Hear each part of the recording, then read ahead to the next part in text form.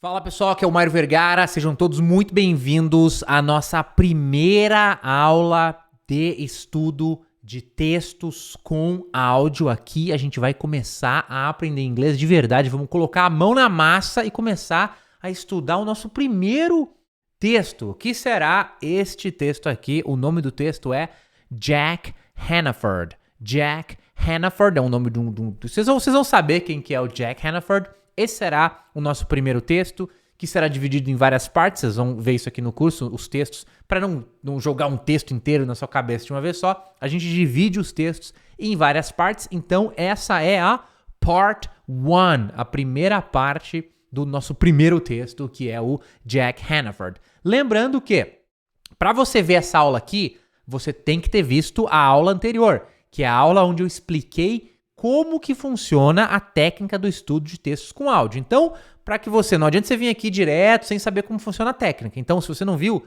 vê a aula anterior, em que eu expliquei como é que funciona a técnica do estudo de textos com áudio, entende bem aqui e vem para essa aula aqui. Aí você vai fazer essa aula e depois dessa aula, começar a nossa primeira aula de texto com áudio, vai ter uma outra aula em que eu vou dar um exemplo, eu vou mostrar um exemplo de como estudar esse texto, ok? Então, você tem que fazer essas 3 aulas.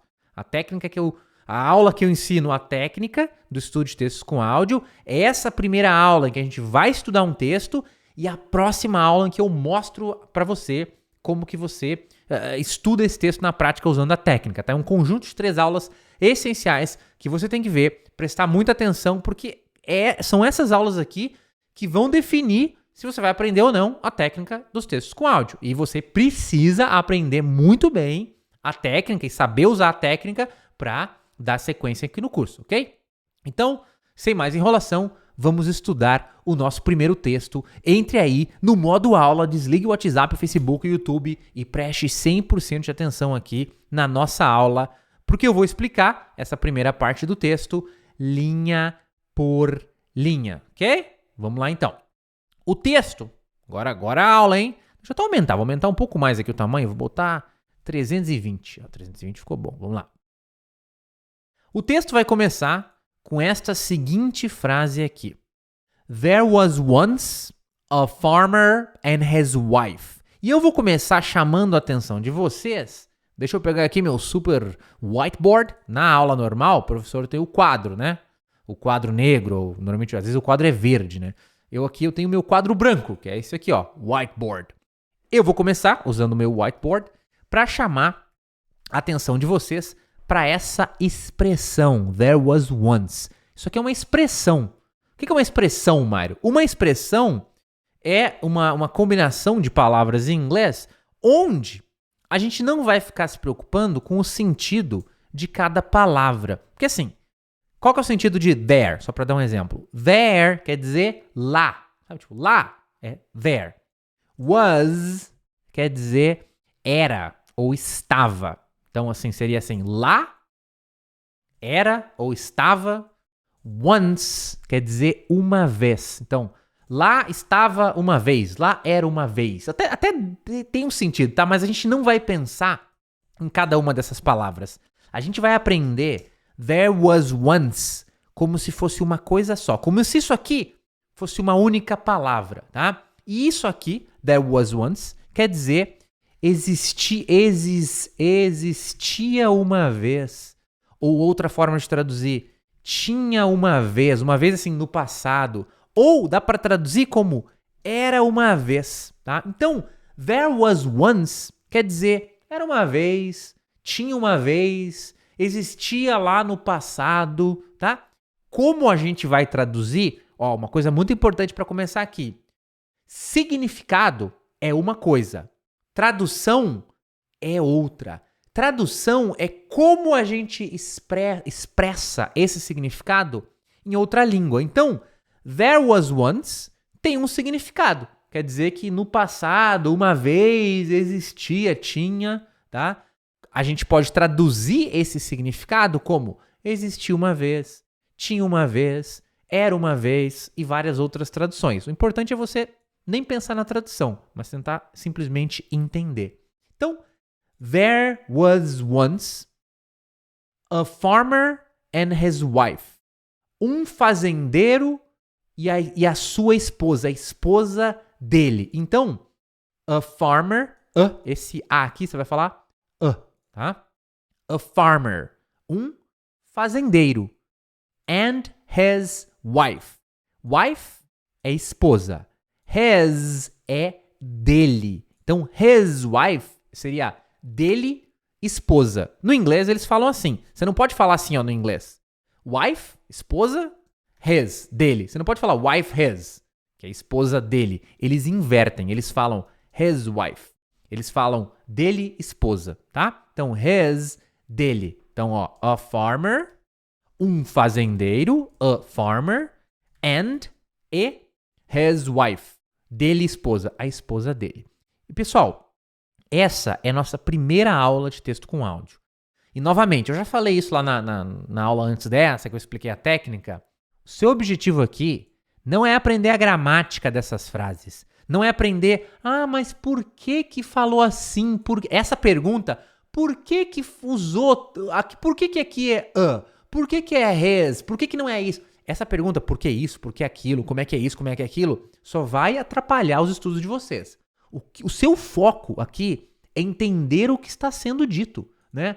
Se eu olhou essa frase em inglês, talvez você não sabia. Desculpe. Talvez a primeira vez, tô meio ruim da garganta. Talvez a primeira vez que você viu isso aqui, você, não sei o que é there was once. Agora você sabe. There was once. Tinha uma vez. Era uma vez. Existiu uma vez.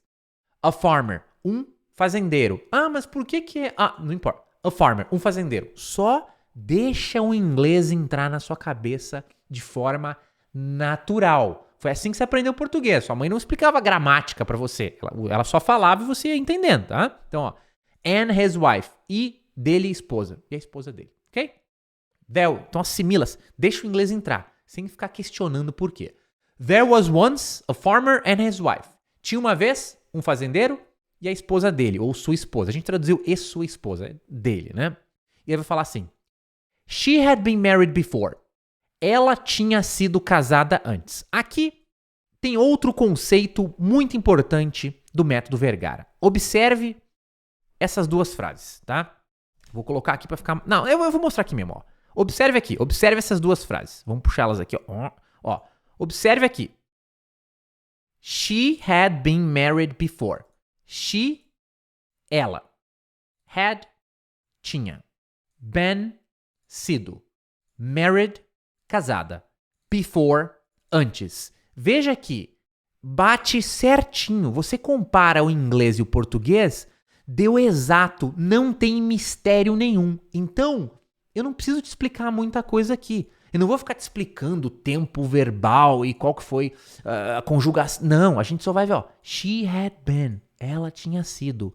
Married, casada. Before. Acabou. É só isso. O seu objetivo é o entendimento. Não como é que é a gramática dessa frase. Se precisar explicar a gramática, se precisar explicar uma expressão, algum detalhe... Aí eu vou falar pra você. Em alguns casos, não precisa ser, fácil, She had been. Ela tinha sido. Married. Before. Casada antes. Ok?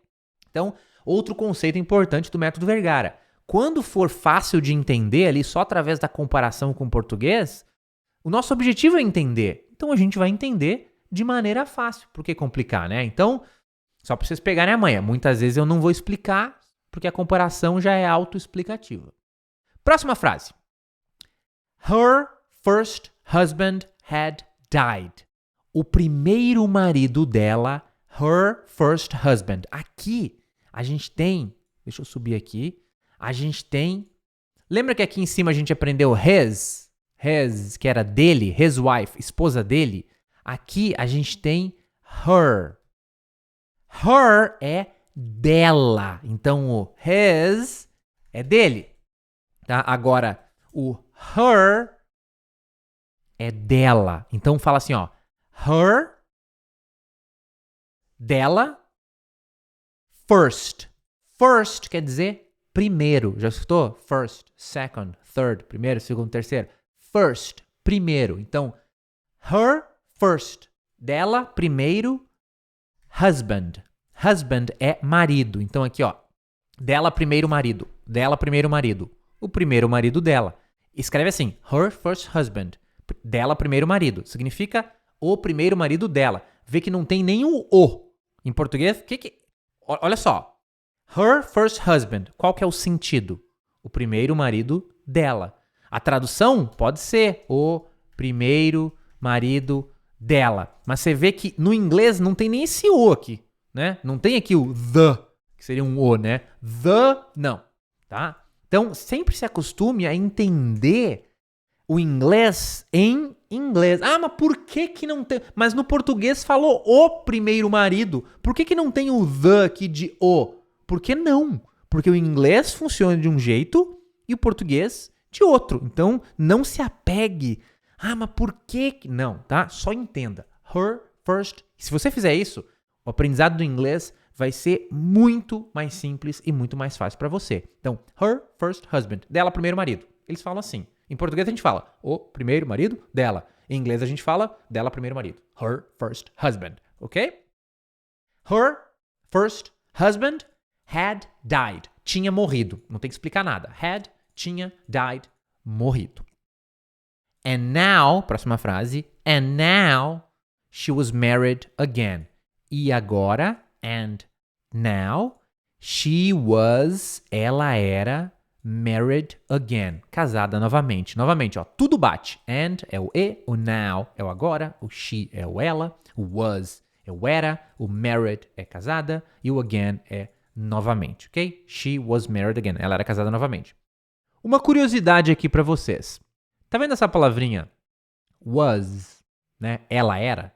She was. Tem ela também aqui na expressão, ó. There was. Mas aqui não é era, né? Aqui é there was. Aqui é a expressão. Só que você aprende como se fosse uma única palavra. Era uma vez. There was once, tá? Duas curiosidades. Primeiro, was. Você vai ver muita gente falando essa palavra was, né? Tipo assim, não. Was. Não é was, tá? É was. Então você vai falar assim, was. Vou até botar W, né? Was. Não fala was com S nem com O, é was com Z no final. Pode até treinar agora comigo. Was. Por exemplo, she was.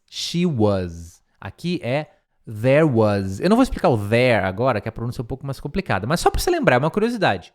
Essa palavrinha não é was, é was. Você vai perceber depois nos áudios, ok? Segunda curiosidade aqui, além do... Qual que era a segunda? Pô, eu até esqueci da segunda curiosidade que eu ia falar. Falei, she was married again. Lembrei. É o seguinte. Talvez você... Quando eu falei pra você que there was once significava era uma vez, talvez alguns de vocês já tenham ouvido esta expressão aqui. Once upon a time, tá? Eu acho que tem um seriado que chama Once Upon a Time.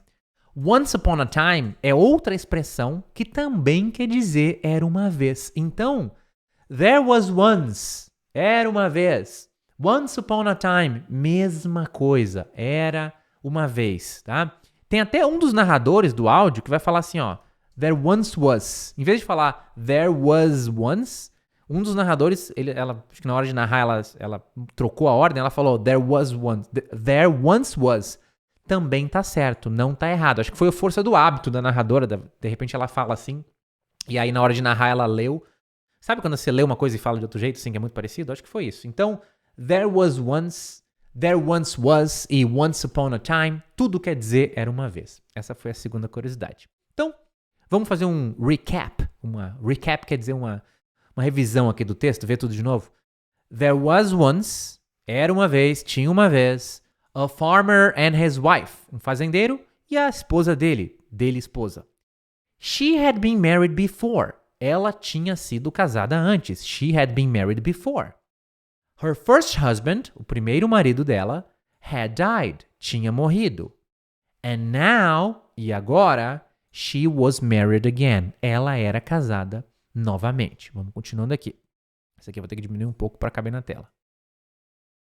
They lived on a remote farm in the west of England. Então, they lived, eles moravam. They quer dizer eles, ok? They lived. Eles moravam. Simples assim. On a remote farm. Em uma remota fazenda. Também simples assim, ó. Farm é fazenda, tá? Farm, detalhe, ó. Farm, fazenda, tá? Farmer, fazendeiro, tá? Que você viu lá na frente. Então, farm, fazenda. Farmer, e é bem caipira mesmo em inglês. Farmer é fazendeiro, tá? E eles viviam on a remote farm. Em uma remota, né, de distante, fazenda. Dava para traduzir como em uma fazenda remota, uma fazenda distante, né? Mas a gente preferiu manter uma estrutura parecida com o do inglês para ficar fácil de você entender. On a remote farm, em uma remota fazenda. In the west of England, no oeste da Inglaterra. Aqui tem um detalhe que é in the west, significa no oeste. E aí, talvez você queira me perguntar, tá, é no oeste. West é oeste. Aí talvez você me pergunte, Mairo, in the west, no oeste. Por que não é in west? Porque, pô, no oeste, in west. Por que tem in the west? E a resposta é novamente, porque o inglês é diferente do português. Então eles falam as coisas em inglês de uma maneira diferente. Em português a gente fala no oeste. Em inglês, eles falam em, que é en, que é tipo em, o, é tipo assim, em o oeste. In the west. Em o oeste, tá? Só que a gente não fala em o oeste, a gente não vai traduzir em o oeste, porque isso aqui não faz sentido. Então é no oeste. Então vá se acostumando que as coisas no inglês funcionam de maneira diferente e é mais fácil você... Talvez exista uma explicação gramatical mega complicada que explica por que tem que usar in the west e não pode ser in west. Talvez exista, mas isso é tão complicado. Se você perguntar para um americano por que é in the west e não in west, ele vai dizer, ué, porque in west tá errado, porque a gente fala in the west. Ele vai dizer, porque é assim que é. Então, é assim que você tem que assimilar, é assim que você tem que deixar o inglês entrar no seu cérebro. Simplesmente é assim que é. E você vai ver que vai ser muito mais fácil aprender desse jeito. Então, they lived, eles moravam on a remote farm, em uma remota fazenda in the west of England, no oeste da Inglaterra. And what a pair of fools they were. E que par de tolos eles eram. Vamos começar falando aqui dessa expressão. What a pair of fools, tá? Essa aqui é muito importante, ó. What a pair of fools. Primeiro aqui, ó. Pair of fools. Isso aqui quer dizer par de tolos. Fools. Ops, puxei aqui. Peraí, deixa eu arrumar. Fools. Fool é tolo. Uma pessoa tola. Tola, tá? Fools, tolos, tá? Pair of, par de. Então, vamos quebrar isso aqui. Ó. Pair of fools. Par de tolos, né? Porque era um casal, então era um par de tolos, né? E aí, ele colocou, antes do par de tolos, pair of fools, ele colocou whata. Isso aqui é uma expressão, tá? Whata. E você vê que eu tô falando assim, né? Whata. Porque é assim que pronuncia na fala corrida. Na fala, sem ser rápida, seria what, né? Ou what a pair of fools. Só que você vai ver na fala que é whata. Esse T, você junta com esse A e parece um som de R, assim, um rararararararará. É os sons do inglês. Whata. Você vai notar no áudio. What a pair. Ela vai falar assim, what a pair of fools, né? What a pair of fools, tá? Então, what a pair of fools.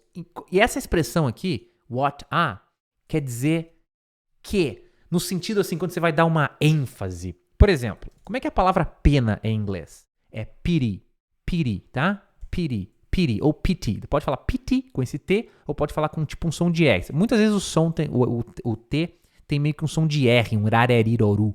Então, não é o R, é o rareriroru. Então, pity ou pity. É pena. Você quer falar, que pena? Você pode falar, what a pity, né? What a pity, ou what a pity, que pena. Então, esse what a é uma expressão, quer dizer, que pena, né? What a pity. E aqui, que ele falou, pair of fools, par de tolos, ele falou, que par de tolos. What a pair of fools. What a pair of fools. Ou what a pair of fools. Tá? Então, esse what a dá uma expressão. Você vai ver, conforme você for estudando mais inglês, você vai ver esse what a usado em outros contextos. Então, na frase aqui, ele fala and e what a pair of fools. Que par de tolos. They were. Eles eram, tá? They é eles, a gente viu na frase anterior aqui. They e were, tá? Eram. Isso aqui é o verbo to be, mas a gente não vai entrar em detalhes do porquê, do como, da gramática, tá? Só aprende que they were eles eram. What a pair of fools. Que par de tolos eles eram, né? Então, they lived on a remote farm. E só uma coisa, pessoal, eu tô indo um pouco mais devagar nessa primeira aula, tá? Assim, tô explicando, tô pausando, porque é a primeira aula pra vocês se acostumarem. Depois, conforme vai passando o tempo, a gente não vou ficar também explicando os detalhes de como você tem que interpretar cada frase. Isso é mais aqui na primeira aula, tá? Aí as outras aulas vão ser mais curtas que essa aqui. Então, they lived on a remote farm in the west of England. Eles viviam, né, moravam numa fazenda remota no oeste da Inglaterra. And what a pair of fools they were. E que par de tolos eles eram. Which of them, vamos subir aqui. Which of them was the most foolish? Qual deles era o mais tolo? Então a gente tem aqui, ó, which of them, isso aqui é quase uma expressão, tá? Which of them é muito usado no inglês, então já aprende agora. Which of them? Qual deles, tá? Seria qual, ao pé da letra seria qual, which é qual, the of é de, seria qual de them é uma maneira diferente de falar eles. Então, which of them? Aprende como uma coisa só. Which of them? Qual deles? Você vai notar que quando você aprende assim, como se fosse uma coisa só, você não ficou, você não tá se preocupando com a gramática, com o porquê. Você só aprende. Which of them? Qual deles? E aí depois você vai treinar, vai escutar o áudio várias vezes. Se você vê alguém falar which of them, você vai entender instantaneamente. Por quê? Porque você não está preocupado com a gramática, com o porquê. Porque você só deixou o seu cérebro aceitar que which of them significa qual deles. É isso aí. Então, which of them, qual deles era the most foolish, o mais tolo. The most foolish significa o mais tolo. Talvez aqui você me pergunte, tá, Mairo, mas tolo não era aqui o fools, né? Você não falou que fool é tolo, e aí fools é tolos. Então, fool é tolo. E ali embaixo está escrito que foolish também é tolo. Então, o que é tolo? E a resposta é o seguinte. Fool é o substantivo tolo. É um tolo. Então, é um tolo. Né? Foolish é o adjetivo. É tipo assim, uma pessoa tola. Né? Um tolo é substantivo. É o tolo. Agora, pode ser o adjetivo. Uma pessoa tola. O que mais além de pessoas são tolas? Pessoas, né? Qual deles era o mais tolo? Esse tolo não é o tolo, é que a pessoa... Qual dessas pessoas é a mais tola? Então, fool é o substantivo tolo. Foolish é o adjetivo tolo. Se mesmo assim ficou confuso para você isso aqui, sabe o que você faz? Você ignora. Isso aqui é só uma explicação. Eu sei que alguns de vocês vão perguntar a diferença de fool para foolish. Fool é substantivo, foolish é adjetivo. Mas se isso aqui ficou confuso para você, ignora. Foca em entender o que o texto está dizendo, tá? Which of them, qual deles, era the most foolish, o mais tolo. Listen to the story, escute a história, listen to the story and decide for yourself. E decida você mesmo. Então, ó, listen to the story, escute a história. Aqui tem mais um ensinamento muito importante do inglês, que é o seguinte. Listen to the story. The story é a história, tá? The story, eu vou escrever... Teoricamente seria história, né? Mas ninguém mais usa história, né? Mas teoricamente, story não é... História da história, do passado é history, tá? History.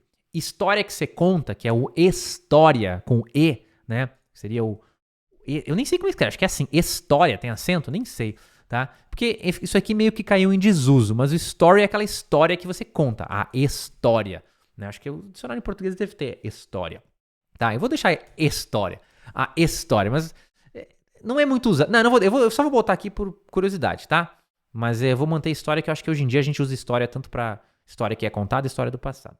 Listen, então, the story Story é a história, ok? E aí a gente tem listen, que é escutar. Listen é escutar. Curiosidade de pronúncia, você não fala este aqui. Não é listen, não, é listen. Imagina que não tem o T. Listen, tá? Listen, é assim mesmo, pode falar sem o T. Listen. Listen é escutar. Agora, escutar a história não é listen the story. Isso aqui tá errado. Listen the story. Escute a história. Não é assim. Quando você escuta em inglês, quando você listen to. Falei to. Tá? É a pronúncia, não é tu. É que eu queria dar ênfase, né? Eu tu. Listen não é tu, que nem tu de tu vai. É to. Também não é to. Muita gente fala to. Tipo, fala o número 2, né? To. Não, é to. Tanto o número 2 quanto esse to aqui, você não fala to, você fala to. Então, listen to é escutar alguma coisa. Então, nunca é listen só. Listen to the story. Escute a história, tá? Listen to é escutar e the story, a história. Ficou claro? Você nunca vai falar listen the story. Por exemplo, você nunca vai falar listen music. Escutar música. Porque no inglês é listen to alguma coisa. Então não é listen music. Não existe listen music, escutar música. É listen to music. Listen to music. Escutar música. Listen to the story. Escutar a história. Ok? Então, no caso, escute, né, a história, é um comando. Listen to the story. Escute a história. And decide for yourself. Decide é decidir. For yourself é por você mesmo. Yourself quer dizer você mesmo. For yourself seria por você mesmo. Então, decide for yourself quer dizer decida por você mesmo. Só que decida por você mesmo fica meio esquisita a tradução. Então a gente colocou decida você mesmo, tá? Decide for yourself. Decida por você mesmo ou decida você mesmo. E com isso a gente termina este nosso primeiro estudo do texto. Vou até ler aqui mais uma vez. Como é a primeira vez que a gente estuda, fazer uma releitura. Não, eu acho que eu posso fazer todas as aulas essa releitura, ó. There was once, tinha uma vez, existiu uma vez, era uma vez, a farmer and his wife, um fazendeiro e a esposa dele. She had been married before, ela tinha sido casada antes. Her first husband, o primeiro marido dela, had died, tinha morrido. And now, e agora, she was married again, ela era casada de novo, novamente. They lived on a remote farm. Eles moravam. Lived pode ser eles moravam ou eles viviam. On a remote farm, em uma remota fazenda. In the west of England, no oeste da Inglaterra. And what a pair of fools they were. E que par de tolos. What a pair of fools. Que par de tolos they were. Eles eram. Which of them, qual deles, era the most foolish, o mais tolo? Listen to the story. Escute a história. And decide for yourself. E decida você mesmo. Pessoal, este foi o nosso primeiro texto com áudio. O que você vai fazer agora? Muito importante. Depois dessa aula, tem uma aula em que eu mostro um exemplo de como você vai estudar o texto, das 5 etapas. Na aula anterior, eu mostrei as 5 etapas do estudo de textos com áudio. Na próxima, eu vou mostrar exatamente na prática o que você vai fazer. Então, o que eu recomendo? Que você saia dessa aula, vai para a próxima aula, vê exatamente, aí você vai ver na prática como é que estuda, e aí depois que você vê na prática, você pega e segue as 5 etapas do estudo, estuda o texto com áudio certinho, e aí você vai notar que o seu inglês melhorou, que você faz o estudo. Sua próxima missão aqui é ver a próxima aula e fazer todo o estudo deste primeiro texto, e só depois, preste muita atenção, só depois que você fizer o estudo desse texto aqui, né, e que você conseguir dizer para você mesmo, beleza, eu consegui estudar esse texto, eu fiz as 5 etapas, eu entendi como é que estuda o texto com áudio, eu já sei usar essa técnica, aí você segue para as próximas aulas que a gente vai aprender uma outra técnica. Mas é essencial, nesse começo de curso, que você aprenda a estudar textos com áudio, que você vai fazer com essa aula, com a aula anterior e com esse conjunto de 3 aulas. A aula anterior, esta aula e a próxima aula, ok? Então, sua missão aqui é aprender a estudar textos com áudio com esse nosso primeiro texto. Ok, pessoal? Então, um grande abraço e a gente se vê na próxima aula.